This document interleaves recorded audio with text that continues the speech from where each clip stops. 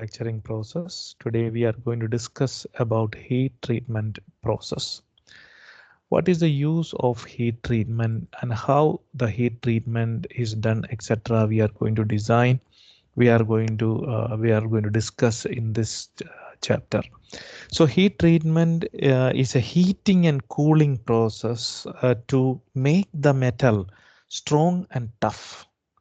In order to make the metal or prepare the metal strong and tough so that it could be used for many applications, we need to heat it and cool the material. This cycle, this process, we call it as a heat treatment process. So what are the types of heat treatment processes? The type of heat treatment processes are like annealing, martensite formation in steel, then precipitation hardening, surface hardening, etc. These things we are going to discuss them now. So let us start with heat treatment. Heat treatment is a heating and cooling process performed to improve or increase the strength and toughness of, or we can say the physical properties of a material. The physical or mechanical properties of material can be improved by a certain heating and cooling process. This process is called a heat treatment process. Mostly heat treatment is applied for metals, and in addition to metals, the heat treatment process can be applied for glass, ceramics, tempered glass, powder metals, and ceramics. The idea of heat treatment is prepare the metal to fit or to be suitable for a specific application. So the material has to be strong and enough for a specific application. Such cases we have to go for heat treated products. So heat treatment in manufacturing, what is the effect of heat treatment in manufacturing? Why do we do heat treatment in manufacturing process? So we do heat treatment at various times during the manufacturing process. One of them is to make the metal soft before machining or shaping process. So whenever the material become soft, the material can be easily machined, or the shape can be changed very easily. This is one of the application in manufacturing. Second is to relieve strain hardening that occurs during forming.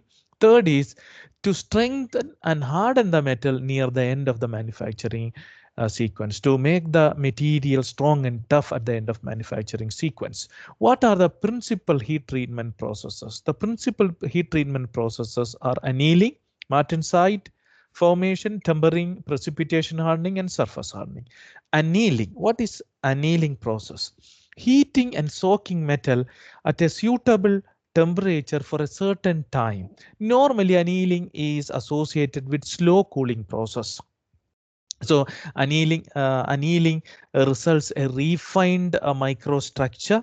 Material normally becomes soft for cold working to improve machinability, and sometimes even it improves the electrical conductivity of the material. So material becomes soft so that the material could be easily machined. So this microstructure becomes refined. So reasons for annealing is to reduce hardness and brittleness after microstructure, to obtain desirable mechanical properties, soften the metals to improve machinability, recrystallization takes place, relieve residual stresses induced by shaping. There are two types of annealing: full annealing and normalizing. Heating and soaking the alloy in the austenitic region, followed by slow cooling to produce a coarse pearlite. A coarse pearlite is produced in full annealing process. Usually this is done with the low and medium carbon steels. Normalizing is similar to heating and soaking process, but it will have a faster cooling rate, whereas in a full annealing it's a slow cooling process, whereas in a normalizing process the cooling rate is faster. Results are a fine pearlite is produced in normalizing, whereas coarse pearlite is produced in full annealing process, and the normalizing results in higher strength, hardness, and lower ductility. So annealing to reduce work hardening. Cold worked parts are often annealed to reduce even strain hardening, and increases ductility by allowing strain hardened metal to recrystallize partially. When annealing is performed to allow for further cold working of the part, it is called a process anneal. So annealing normally soften the material, and it could be used for cold working process. That is one of the main application of annealing process. Now, annealing sometimes used for relieving stresses. Stresses will be relieved because of forming operation. Stresses will be produced. This stresses can be removed by annealing operation. Annealing operation performed to relieve residual stresses prior to the shape forming is called a stress relief process. We call it a stress relief annealing.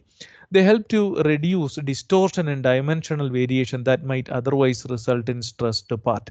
So stressed part will have a chance, more chance of producing voids or producing cracks because of the stresses inside the materials. In order to avoid that, a stress relieving treatment need to be done. This will reduce even distortion and dimensional variation in the material. This process, the annealing process, can help in this. So martensite formation in steel. So what is martensite formation in steel and how martensite is formed? Strongest form of iron, we call it as a strongest form of iron is martensite. Iron carbon phase diagram. We will explain it in here. The phases of iron and iron carbon under equilibrium conditions are shown here. In here, uh, as you see, assumes cooling from high temperature is low enough to permit austenite to transform into ferrite and cementite.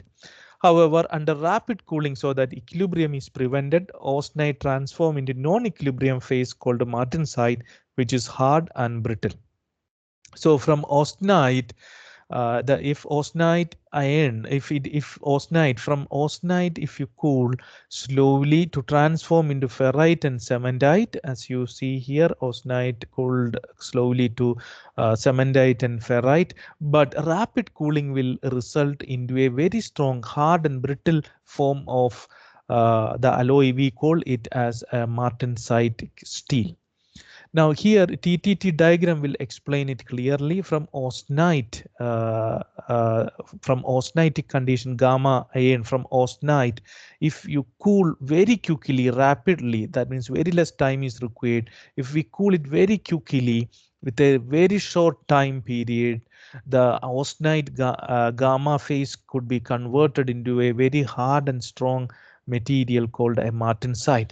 So avoiding the nose region of the TTT, time temperature transformation diagram, by following a faster cooling path, the austenite could be converted into a martensite. If we allow the material to cool slowly, it will reach a soft pearlite rather than a hard martensite.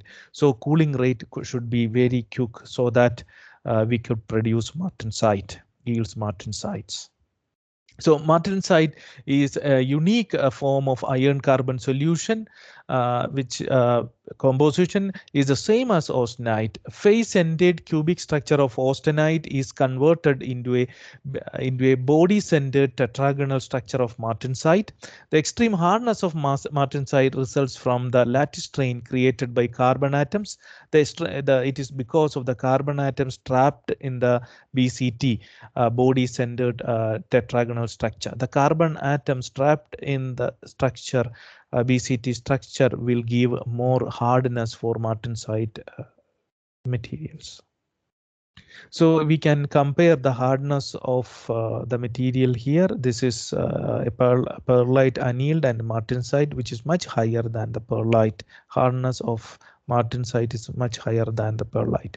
So this is the temperature time diagram. As you could see here, when we cool from austenite to austenite at a faster rate, we get a martensite. So austenite, heating the steel to a sufficiently high temperature, above 723 degree, to convert into austenite. So from austenite, quenching takes place, sudden cooling takes place to convert it into a martensite by avoiding the TTT curve. If we enter into a TTT curve, the curve follows into TTT curve, a pearlite, which is a soft pearlite, will be produced. So quenching media, normally for this fast cooling rate or cooling produced, the quenching media required are brain salt water, fresh water, oil, air, etc. The faster cooling, so martensite is produced definitely by a very quick cooling or faster cooling rate, but because of this faster cooling, the material will have internal stresses, sometimes distortion, sometimes even cracks. So a heat treatment process which is used to reduce brittleness or to relieve internal stresses, we call it as a tempering process. So tempering process is a process to relieve the internal stresses. So untempered steel is very hard and brittle. They cannot be used for any application, untempered steel. So we have to temper it. So that process we call it as tempering process. Treatment involves heating and soaking at a temperature below the eutectoid for about 1 hour, followed by slow cooling associated with the slow cooling. Normally it is done below the critical point, whereas quenching and annealing are done above the critical point. Whereas tempering is done below the critical point, whereas annealing and quenching are done above the critical point. And this is basically, as I explained before, results in precipitation of very fine carbide particles from martensite iron carbon solution. Gradually, the structure, body-centered tetragonal structure changes to body-centered cubic structure. So new structure is called a tempered martensite, which will have the material will have a relieved stress to material, and also the toughness increases and with a reduction in brittleness. Hardenability. What is hardenability? To relate the relative capacity of a steel to be hardened. That means how much depth the material is hard. That is an indication of hardenability. The depth below the quenched surface to which the steel is hardened, that is called hardenability. Steels with a good hardenability can be hardened more deeply below the surface and do not require high cooling rates. Hardenability of steel is increased by alloying. Alloying with the chromium, magnesium, and molybdenum. Molybdenum will increase the hardenability. So the mechanism of working is when alloying with such elements like chromium, magnesium, and molybdenum with the steel, with the carbon, with the steel, with the steel, what happens is the nose part of the TTT curve will be shifted towards right, thus permitting slower quenching rate. Surface hardening is a process thermochemical treatment applied to steels in which the surface is treated by adding various elements. The surface is treated. That's why the name surface hardening. It is also called case hardening. So the majority of the surface hardening processes are like carburizing, nitriding, and carbonitriding, commonly applied to low carbon steel parts to achieve a hard wear resistance outer shell while retaining a tougher inner core. So the aim is to produce hard and wear resistance surface. Carburizing is a process. It is in heating a part of low carbon steel in a carbon rich environment so that carbon will get diffused into the surface. Carbon atoms diffused into the surface so that it becomes very strong and wear resistance. So this is called the carburizing process. Carburizing followed by quenching produces a case hardness of around 60. Internal regions are low carbon steel with low hardenability, so it is unaffected by quench and remains relatively tough and ductile. Most common surface hardening treatment is carburizing process. So it is normally applied for low carbon steels, and examples are bearings, gears, etc. Bearings and gears are normally carburized. So it reduces wear, and also the surface is tough. Nitriding is a process in which nitrogen is diffused into the surface. This process is called nitriding. Ammonia gas is normally used for producing such processes, carried out around 500 degrees Celsius. To be most effective, steel must have alloying ingredients such as aluminum or chromium. To be more effective, aluminum or chromium is the alloying elements of steel. Now, next is chromizing. So requires high temperatures and lower treatment times than preceding hardness treatments. Usually this chromizing is applied for low carbon steels. It is basically used for corrosion resistance. Chromium is basically on the surface reduces wear, reduces corrosion, and is very strong.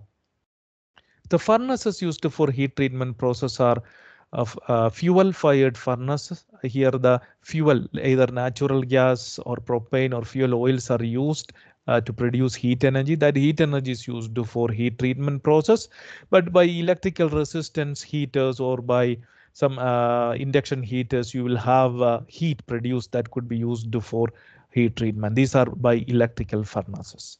Thank you very much for listening. Thank you.